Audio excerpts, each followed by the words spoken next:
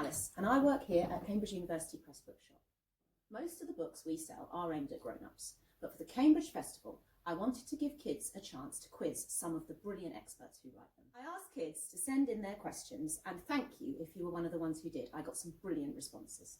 Then I put on my special interview jumper, jumped on Zoom, and asked them on your behalf. I had loads of fun doing these Q&As, probably because of all the cool questions I got to ask. There's a few little blips because we're all at the mercy of our internets. But I hope you enjoy them, learn something new, and feel inspired to carry on asking questions all your lives.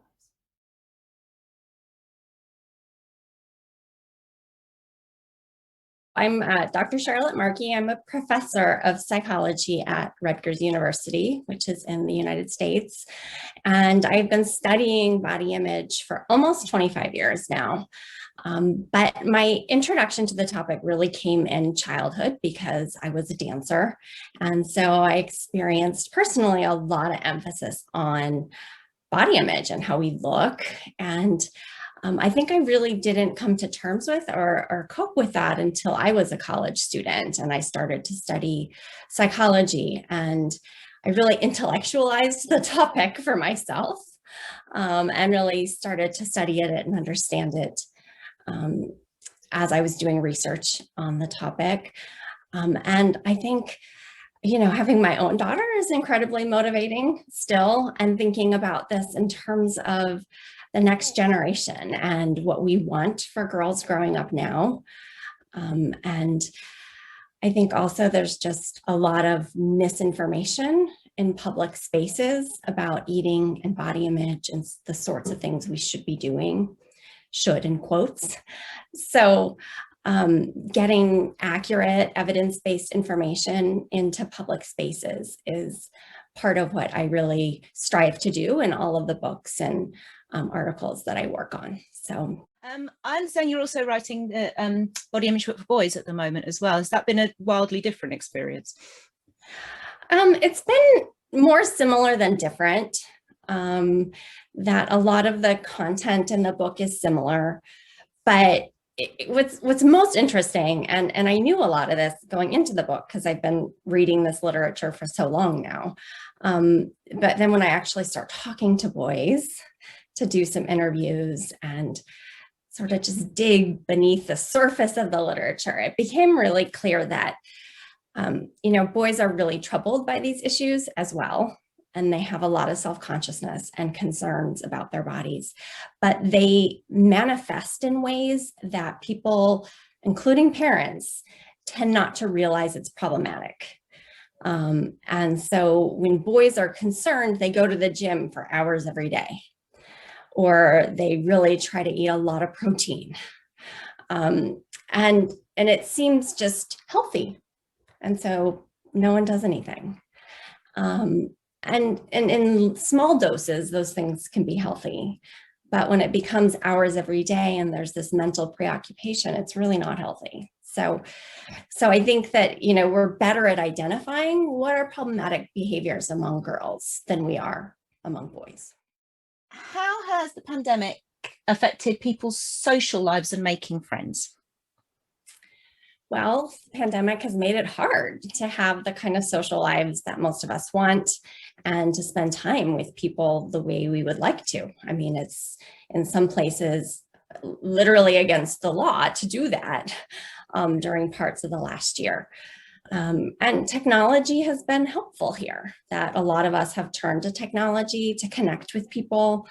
And so that's not entirely a bad thing. We've been forced to be more creative in how we connect with people. And I think that's also not entirely a bad thing. But it really depends, I think, for people if they feel motivated to either learn these technologies or to connect with people in ways that are maybe a little unnatural to us. And I think for people who are really kind of quieter or more introverted, they may not feel motivated to be connecting online or over the phone. And so they may feel somewhat isolated. And so I do think that there are reasons to be really concerned about mental health in general and the consequences of the pandemic really long term for a lot of people's mental health. Mm-hmm. So the next question is sort of related to that, which is, we rely on screens for basically everything at the moment. How bad are they for us, really? It really depends on how we're using our screens, right? Most of us have had no choice but to do a lot of our jobs and a lot of our schooling using screens. So, you know, I don't think that it's the best way to do a lot of those things, but it's also probably not the worst thing. You know, what becomes more problematic, I think, is when we're connecting using social media and things like that, that put us in touch with people that we don't really know, and that then we use as a comparison point for our own lives. And so, you know, if we're connecting with our friends on social media, then usually that's relatively positive, and the same is true of family. But when we're connecting with celebrities and they're living very different lives than us, and they look very differently than us, and we feel then inadequate because we see that, that's where the problem comes in. And so this isn't to say we have to avoid all of that completely, but we really need to appreciate our emotional responses to that. So if we see certain people online and we realize afterwards we feel bad or bad about ourselves, then we should really be careful not to be making those connections. And we also just really need to get better at being critical and evaluative about what we're seeing, that it's not reality. We all know how to use filters and all these devices now on our phones and computers. And, you know, celebrities have people doing this for them. They have professionals that make them look glamorous and amazing. And so we have to remember that, one, it's those people's job essentially to be glamorous and to look good. And most of the rest of us, it's not our job, right? We have other things, whether it be school or family responsibilities. We have other things that take up our time. And we also don't have a professional crew to make us look great. So there's no reason to compare ourselves to those people and feel bad. And yet that's like our natural response. So we have to really kind of think through it all. Yeah. I remember, this is kind of an aside, but I remember when I was a teenager and I used to watch Buffy the Vampire Slayer, and there was an article with Sarah Michelle Gellar in a paper where she was saying, or a magazine probably, you know, someone had asked her, you know, how can I stay looking as good as you? And she was like, well, I've got an entire army of staff who do it for me. Right. And that was kind of the first time, and I kind of thought about that, and it was like, yeah, of course she has. She's got like loads of people doing it. So no wonder she can have that, you know, do that. So yeah, it's a really important point, but one that I hadn't got till that point in my life. Well, I think sometimes we just take all of this for granted. You know, it's really easy to just, you know, they say seeing is believing, except it's not always. Yeah, exactly. So, and it's very easy for people when you're younger and you don't have as much life experience to kind of forget the context of this. And, you know, I think too, you know, as I get older, something I do spend more time thinking about is this idea of like, how do I want to spend my time across a day or across a week or a year? And you know, it's with my family, it's doing work I care about, it's being active and outdoors when the weather makes it possible. It's, you know, doing all these things that have nothing to do with spending time being or looking glamorous. And so, you know, people who are spending a lot of their time being or looking glamorous then necessarily have to miss out on some of that other stuff. So the next one is, how can we look after ourselves on social media? I think it's important when, especially posting on social media, to really think about the fact that literally anyone could see what you're posting, right? So even if it's your parents aren't checking up on you, or, you know, potential employers are not checking up on you right now, like most of this just stays around forever. And so people could one day see whatever you're sharing. And do you want them to see you do something that might just feel really embarrassing later, right? And so I think remember that whatever you put out into the world and sort of online or social media context is probably, just assume it's going to be there forever. And someone can find it. So when you apply to go to university, do you want someone to be able to find that? Right? Even if it's just you being goofy with your friends and it's totally harmless, would that make you look not like a serious student?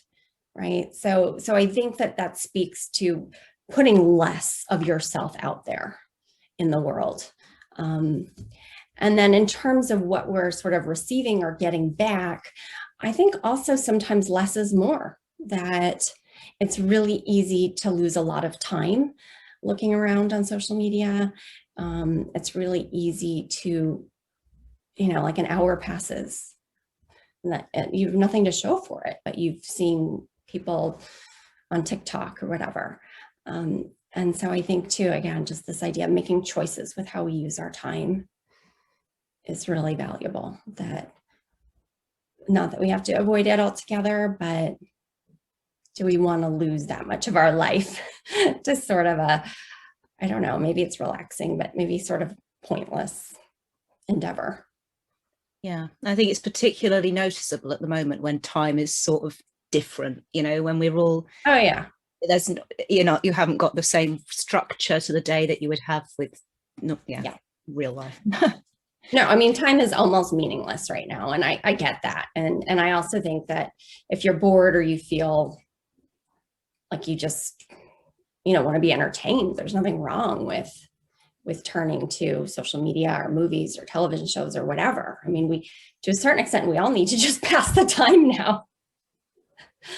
But, I think there's something potentially more productive about watching a movie with your family and talking about it and sharing that time with other people, even if you're not engaged in conversation, versus this sort of isolated experience that a lot of adolescents have where they're just alone in their rooms, looking at people they don't even know. Is it better to eat well or to do lots of exercise? Well, sort of both. Yeah. I don't think that they're mutually exclusive. But I think it's easier to follow advice on exercise in many ways, because when it comes to exercise, as long as you're not totally overdoing it, right? Meaning hours every day or something, exercise is so good for all parts of our body. It's good for our mental health. It's good for our physical health. People who exercise regularly even live longer. So there's very little downside typically to engaging in regular exercise. Again, when I say regular, I mean, maybe 30 minutes a day or 5 hours or so a week. I don't mean double that. Now, when it comes to eating, when we start being more careful about what we eat, with the goal of eating more nutritious foods, that can sometimes be really difficult, because then we tend to often want the non-nutritious foods more. And so intuitive eating is what's really recommended, where we sort of pay attention to when we're hungry, to when we're not hungry. We really focus sort of generally on eating nutritiously, but we just don't worry about it that much, because we don't want concerns about food to take up a lot of mental space or create a lot of anxiety. There's a kind of related question here, which is, what's a realistic way to eat healthily each day, given that shopping and cooking can be hard and expensive? Yeah, I think that it's important to be realistic and to think about our eating habits in terms of what we enjoy to realize that food is fuel. It's what nourishes us and keeps us going.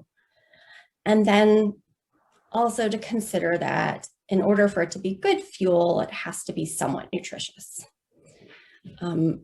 So I often recommend, if people are having a hard time, that you can kind of work in some routines. And, I know plenty of people who eat the same thing for breakfast almost every day, right? So you buy a certain cereal, or you buy a bag of bagels, or, whatever. And you just do that most of the time. And then it takes up less energy to think about what you're doing. And the same is often true for lunches. I think people, for some reason, seem to want more diversity in their dinners because it's a more social meal often. But even with dinners, I know I'm guilty in my family. We kind of like rotate through the same 5 meals most of the time. We absolutely do. It's not even 7. Like, we don't even get to like a whole week. And then it's like, okay, now it's Saturday, we'll get takeout, and then the rotation starts again, pretty much. And, a big part of this is that's what everyone likes. It's sort of at least reasonably healthy, and it makes shopping easier because you just kind of are buying the same basic ingredients. And then occasionally something happens. I had a kid the other day say, like, I don't like that pasta anymore. And I was like, really? That's been in the rotation for years. Okay. Like, to come up with a 5th meal. But I mean, I think that people believe that if this becomes routine, it's not pleasurable, and that doesn't have to be the case. I think it's kind of just a nice way sometimes to cut out some of the energy it takes, and also to keep things affordable. If you're using certain foods that can be in different meals, that's cheaper. Yeah. And sticking to what you know and that you feel comfortable with is important, because, as you say, it just takes the stress out of meal planning. Right. And especially right now, I don't know how it is in the UK, but we've had periods where access to groceries has been an issue. Like, not that we're not going to get them, but we're not necessarily going to get exactly what we want. And it might not be exactly the day we want it. And, so some flexibility then is required. But, if you're going to be wildly creative under those circumstances, it's just going to be pretty impossible. Yeah. And that's another thing when we're an aside, but like, it's another social media thing, isn't it? When you have competitive dinner plates and stuff like that, which is, another bad thing. Yeah. I mean, I really recommend people don't follow like what I eat in a day, or too many of the meal planning, or I just think that most of the people who have the energy and the time to present these extravagant meals or whatever are not our comparison group. No. So. Okay, so the next question then we'll go. There's one's kind of a broad one, but we'll stick it anyway. Do you see gender as a spectrum? Yes, I think that it is. I think that both gender and sexuality, I think the data are pretty clear that they're not just, they're not dichotomous variables. It's not A or B, that there's definitely some in between. And what's really exciting for me as someone who talks to young people a lot is that I think young people like this and are adapting to this way of conceptualizing both gender and sexuality.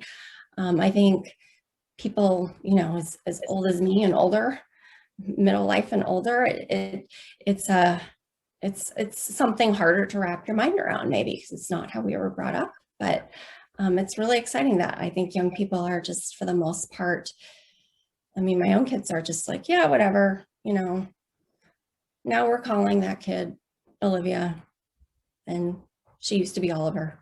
Oh, great. There's just a real, I don't know, I think young people are just more accepting about a lot of things. I love talking to teenagers these days. They're just much more in tune. And I think social media is partially to blame there, that they just have a much broader sense of the world than we did when we were young. Yeah. And I think they're more open-minded. And I don't know that this has been empirically tested, but that's definitely my sense that this could be a very good thing about social media and access to the internet. Yeah, I mean, you can't deny that it massively broadens your knowledge and experience just from looking at different things. Yeah, absolutely. I mean, my kids know things now that about politics in our country, or, you know, I just wasn't in touch with at all at their ages. Just didn't really have any interest, or just wasn't as available, that information. And I think it's great that young people are just more engaged kind of in what's going on in the world. I think that could bode incredibly well as they become the ones in charge. Let's hope so. I know. We're going to need the help we can get. Maybe. Let's just rely on them to save us all. I know. So the next one then, how can you break bad habits, and why do we do things that hurt ourselves? I love this question because I love the research on habits, because so much of what we do is habitual. We just get in habits. And especially when it comes to sort of our personal eating habits and hygiene habits and how we think about ourselves, which are, as you know, the issues that I study, so much of it is habitual. And most of the research is just very clear that we can change habits. It can be hard, but there are people usually go about it completely the wrong way. So oftentimes, for example, if people want to change their eating habits, they try to just do this drastic overhaul. And then that doesn't work at all. That's very hard and almost always unsuccessful. So there's much more support for an approach that's gradual if you're trying to change habits. So I tell people, if it's your eating habits, and let's say you just want to shift towards more nutritious foods, just think about, okay, one fruit every day. Make sure you've had one fruit every day, something really easy. Maybe you're already doing it. Maybe you just gonna do that for a while, and then, make it two. And just do it very gradually, and it works so much better. And this is really true too when we talk about physical activity, that people, often think like, on January 1st, I'm going to get in shape. And then they, will go out and take an exercise class or try to go for a long run, and they feel awful because they pushed themselves and they weren't in shape to start with, maybe. But if you just think, well, I'm gonna, walk the dog for 15 minutes most days, and then think, okay, well, maybe I'll, the dog and I are in better shape. Let's aim for a half hour most days. It's just so much healthier, and also less self-defeating, because when we set small goals and we accomplish them, then we're motivated to keep going. But if we set big goals and fail, then we give up. We all do things we know we shouldn't do, or that we might be better off if we didn't do. And I think a lot of it is just, once we get in the habit, it's hard to break. It's not deliberate. It's not like we're thinking, I want to develop this bad habit. So we need to be compassionate towards ourselves first and realize this wasn't intentional. We didn't mean to develop this bad habit, whatever it is. A lot of times our social context is really relevant here. So we see that, people we're around, we tend to emulate their habits and behaviors.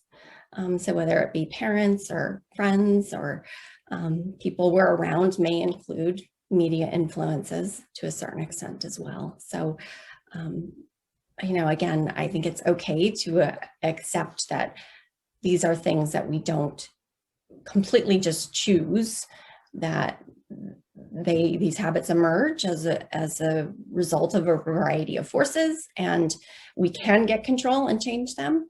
But we just have to be kind of thoughtful about how we do it. Thank you. So next then, why does growing hurt physically?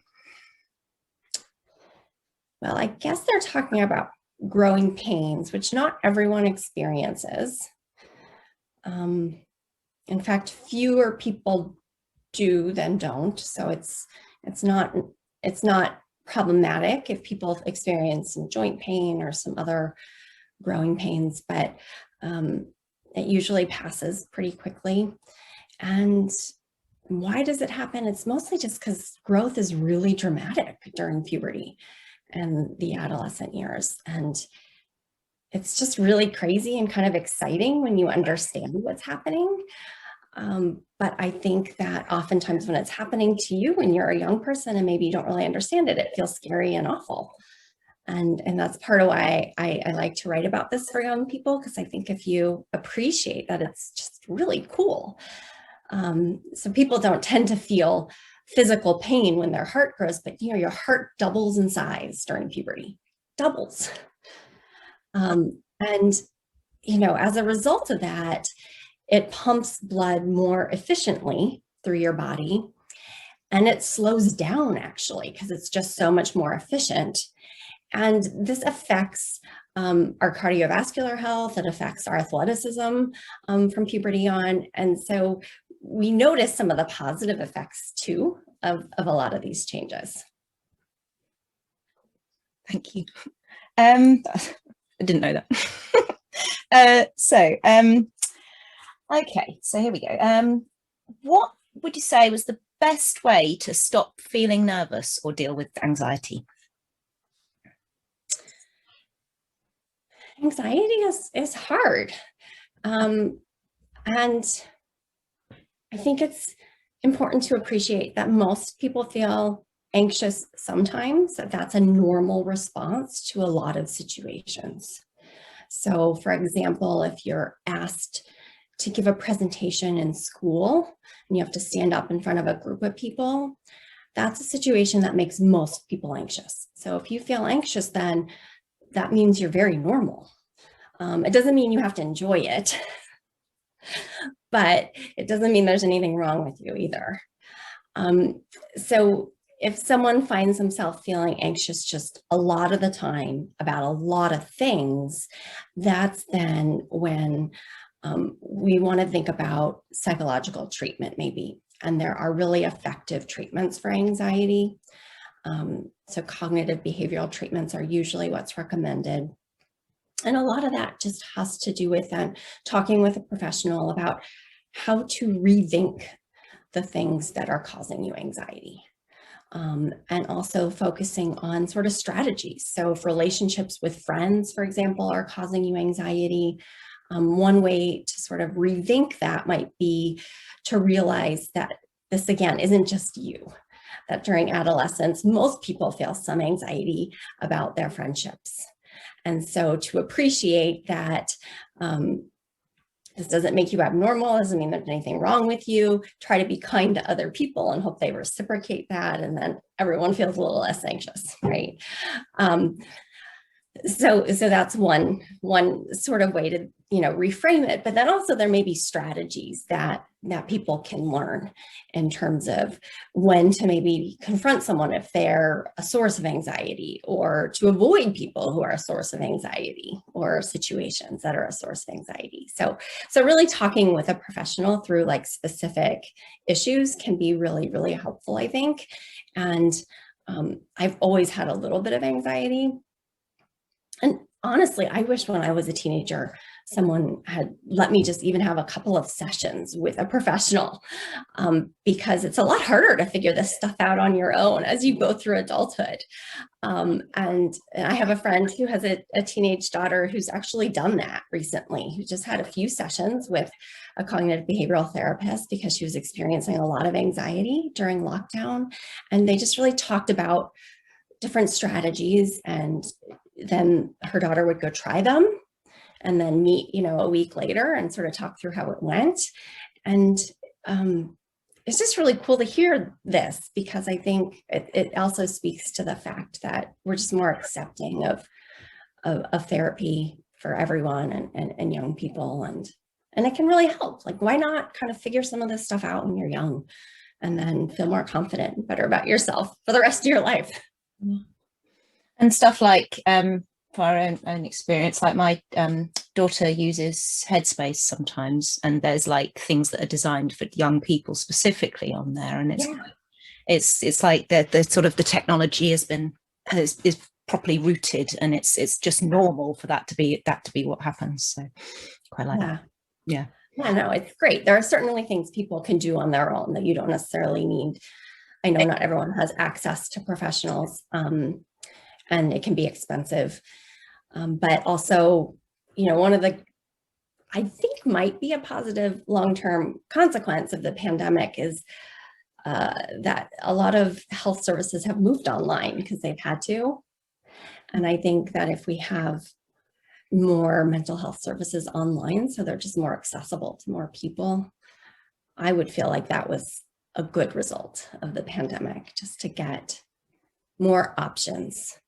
Not that we want to eliminate, seeing people in person, but just, I think access is such a key issue. And a lot of schools have some resources, and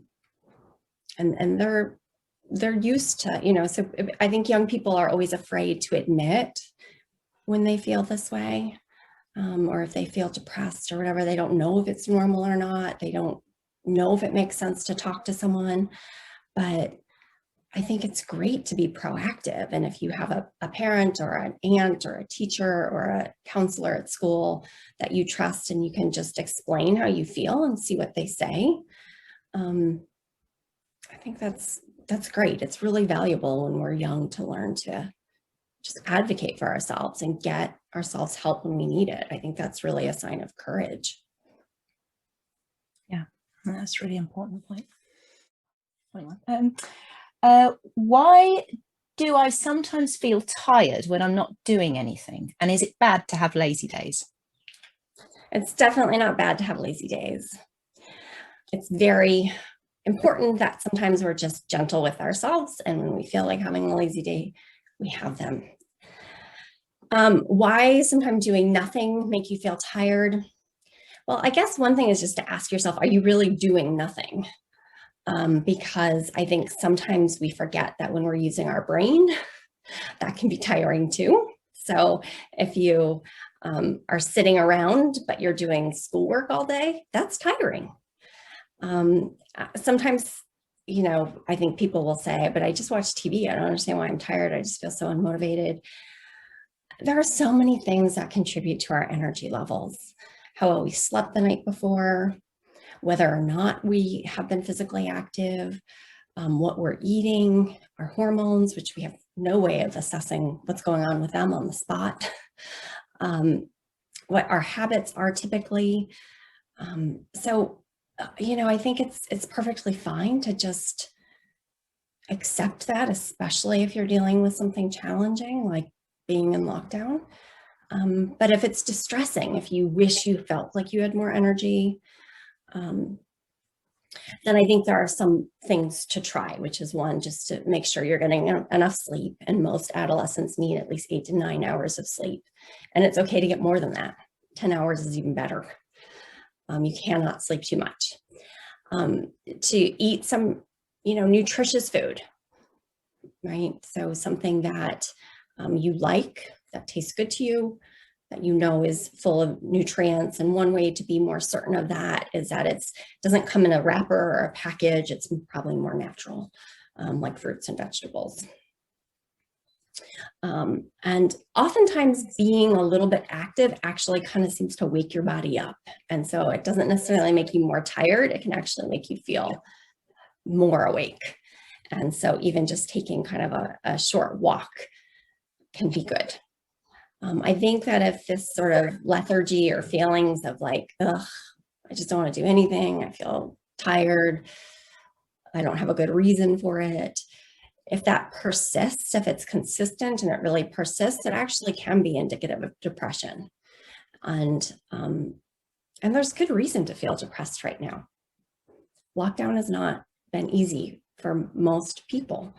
And so to feel a little depressed in response to something that's depressing is kind of to be expected, but that doesn't mean just because it's to be expected, or maybe a lot of people are experiencing, doesn't mean that help wouldn't be valuable. So again, I would say that it's worth then, talking to someone that you trust and possibly pursuing professional help. Thank you. I have, yes, my last question. Are role models important to how we grow up? Yeah, and I think the mentoring research makes this pretty clear. And it matters to a certain extent, just that people have some sort of mentor or role model in their life, a real person. So I don't mean like a celebrity on Instagram, but if people feel supported by, and that just even one other person is really there for them, that has been shown to make a huge difference. And what's interesting is also this literature suggests that sometimes people have to seek those people out, right? Not everyone feels close relationships with their parents. Sometimes you may not feel as connected even with your peers or friends as you want to, but you could ask a coach or a teacher, not necessarily like, will you be my mentor? Will you be my role model? But you can ask them questions that you feel they have the answers to. You can, in some ways, initiate some of the relationship, and especially, teachers and coaches and counselors and people who work with kids. They love kids. That's why they work with kids. And I know this from my own experience too. When my students ask me things that are not just about school, but about their life, I find it flattering, because I think like, wow, like you actually really trust me that I have either information or resources for you. And I'm usually very happy, if I don't know the answer, to at least try to help them get an answer to their question. And so you just never know who those people are going to be, I think, in your life. But most of us can look back and think of, whether it's a teacher or an aunt, or, my mom had a really good friend who was kind of just someone who was there for me sometimes. And I think we can all point to people that, even if it was just a very short period of our lives, that were really influential and meant something to us. And they probably didn't even know it often, but look for those people. That is the end of my question, Charlotte. Thanks for taking the time and for collecting the questions. And I look forward to being in touch. Hopefully it goes well for. Thank you ever so much. Thank you for your time. Take care. It's been lovely to meet you. Bye-bye. Yeah, you too. Bye.